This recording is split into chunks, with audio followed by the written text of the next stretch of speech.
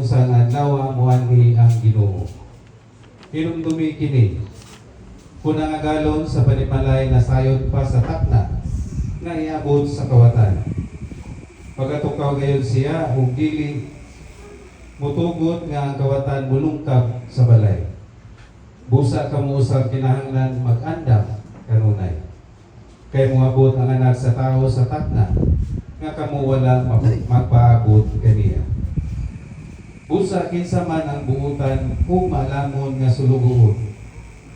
Kadtong gipiyalan sa iyang agalon sa pagdumala sa ubang mga sulugoon ug sa paghatag kanilang pagkaon sa hustong panahon.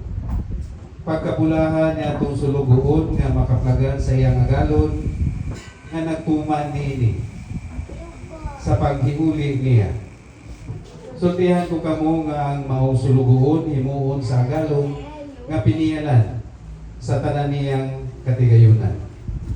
Apan kung siya daotang sulugoon, muingon siya sa iyang kaugalingon, dugay pangmuli ang akong agalon, ug musugod siya pagpamunan sa iyang mga kaubang sulugoon, ug magpalapig kaon, ug inom uban sa mga palahubog. Kunya ang agalon niya itong maong sulugoon, may balik usa niya na kaadlaw nga wala niya pabuta ug sa takna nga wala niya ibaluhi. Ug tagud-taguron siya sa agalon ug iaguman siya sa ginangatan sa mga tigpakaron ingon.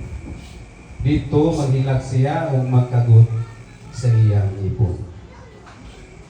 Ang Ebanghelyo sa Ginoo. Dayon ikaw, O Kristo. Sa liyo po ito, at ang pagkakawon, ang komentaryo